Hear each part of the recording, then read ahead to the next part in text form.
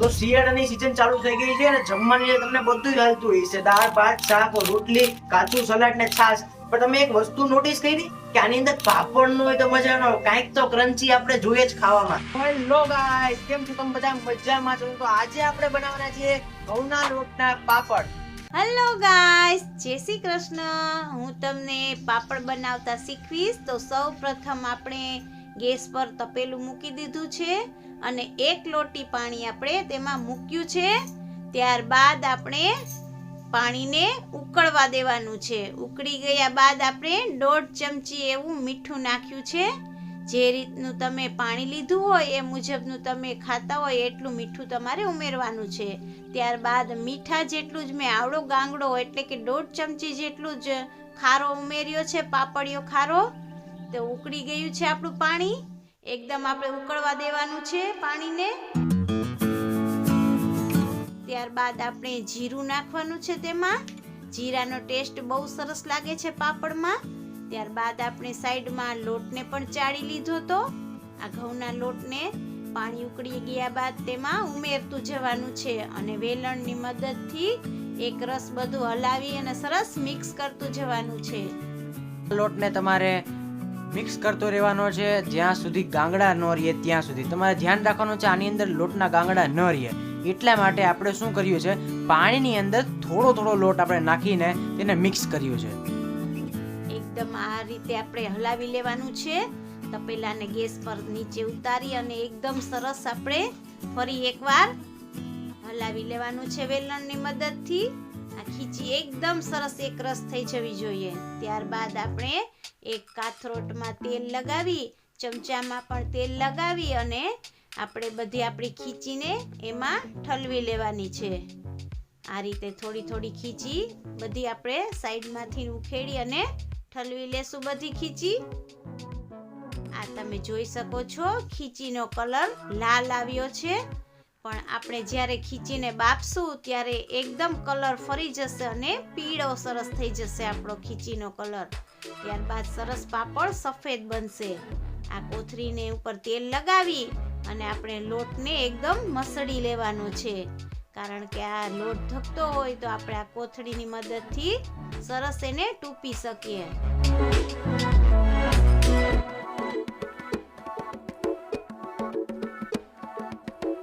તો હવે આપણે ઢોકળિયું લઈ લીધું છે અને ગેસ ચાલુ કરી દીધું છે.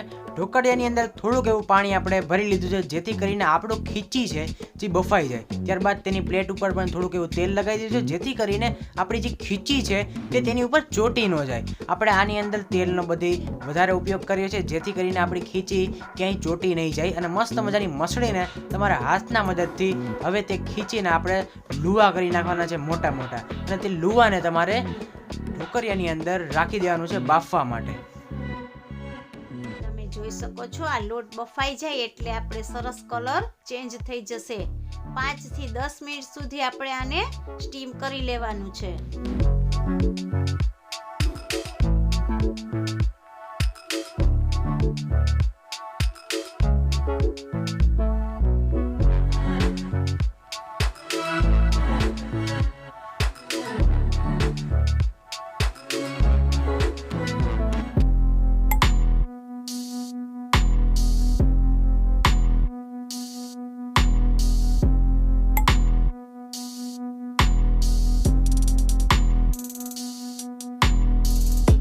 થઈ ચૂકી છે. આપણે કપડાની મદદથી આપણે ઢોકળિયું જોઈ જઈશું. તમે જોઈ શકો છો કલર ચેન્જ થઈ ગયો છે આપણી ખીચીનો. અને ફરી એકવાર આપણે કાથરોટમાં લઈ અને સરસ એને મસળવાનું છે. ત્યારબાદ આપણે એક પાટલામાં તેલ પાણી લગાવી અને આપણે જબલાની પ્લાસ્ટિકની કોથળી હોય એને આ રીતે કટ કરીને લગાવી દેવાનું છે. તો જેથી કરીને આપણે આ લાકડાનો પાટલો છે એટલે આપણે પાપડ તેમાં ચોટે નહીં. પ્લાસ્ટિક ઉપર સરસ પાપડ વણાય છે, અથવા તો તમે પ્લાસ્ટિકનો પાટલો પણ લઈ શકો છો.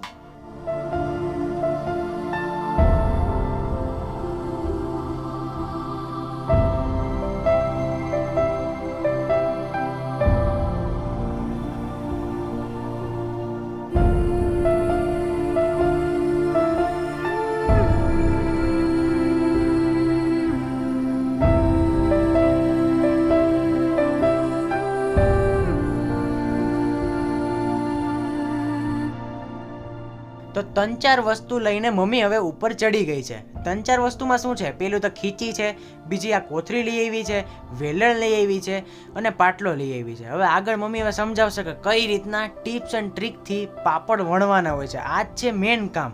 અત્યારે તમે વિડીયો જુઓ છો અત્યાર સુધી, તેનું કારણ એ જ છે કે તમને પાપડ તમારે સરખી રીતના વણાતા નથી, ને વણાઈ જાય છે તો ફાટી જાય છે.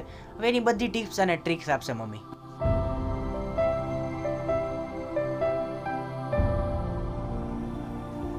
આપણે એકદમ મસળી લીધું છે ગોયણું બનાવી અને આપણે પાપડ હવે વણવાની તૈયારી કરશું. આ રીતે માથે ફરી એક પ્લાસ્ટિક આપણે મૂકી અને આપણે ધીમે ધીમે પાપડને વણવાનો છે. સાઈડમાંથી કોર ખેંચી અને એકદમ સરસ સ્મૂથ પાપડ વણી લેવાનો છે. આ તમે જોઈ શકો છો એકદમ વ્હાઈટ પાપડ થઈ ચૂક્યો છે આપણો. કેવી લાલ ખીચી હતી એમાંથી પણ સરસ થઈ. આપણે સ્ટીમ કરવાના છે અને ગાંગડી ન પડે એ રીતે આપણે એકદમ સરસ હલાવવાનું છે ખીચીને. આ ટ્રીક તમારે અપનાવવાની છે તો જ પાપડ તમારા બહુ સરસ બનશે. સરસ એક સરખો આપણો પાપડ વણાઈ ચૂક્યો છે. ત્યારબાદ આપણે ઉથલાવી લેશું. જો તમને વેલણથી ન ફાવે તો આ રીતે તમે બેગને કોથળીને, પ્લાસ્ટિક બેગ છે એને આપણે આ રીતે ઉથલાવી લેશું અને એમાં જ પાપડ ઉથલાવી અને સરસ આપણે સાડી ઉપર પાથરી દેશું. આ રીતે હળવે હળવે હાથે આપણે પાપડને પકડી કોરેથી અને આપણે પ્લાસ્ટિકની બેગ છે કોથળી એને હટાવવાની છે. આ રીતે ધીમે ધીમે પાપડ ચોટી ન જાય એ રીતે ઉથલાવી લેવાનો છે. અને જો વેલણની મદદથી ફાવે તો એ રીતે પણ તમે ઉથલાવી શકો છો. આ બીજો પાપડ હું તમને એ રીતે બતાવીશ. આ વેલણ પર પણ આપણે આ રીતે ઉથલાવી અને સાડી પર પાથરી શકીએ છીએ. આ તમે જોઈ શકો છો આપણા પાપડ બહુ મસ્ત વણાઈ ગયા છે.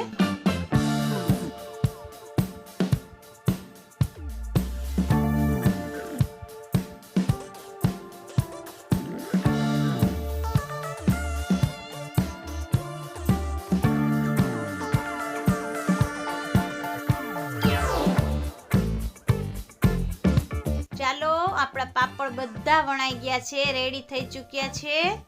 હવે આપણે સાંજ સુધી રાહ જોવાની છે. આ તડકો વયો જાય ત્યાં સુધી આપણે વેઇટ કરવું પડશે. તો આપણા પાપડ સુકાઈ ચૂક્યા છે. તમે જોઈ શકો છો એકદમ ખાખડી જેવા થઈ ગયા છે આપણા પાપડ. આટલો ઢગલો થઈ ગયો પાપડનો.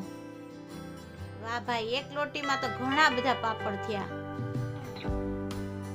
હવે આપણે જોશું પાપડ શેકીને પણ હું તમને બતાવી દઉં. ચાલો આપણે એને શેકી લઈએ.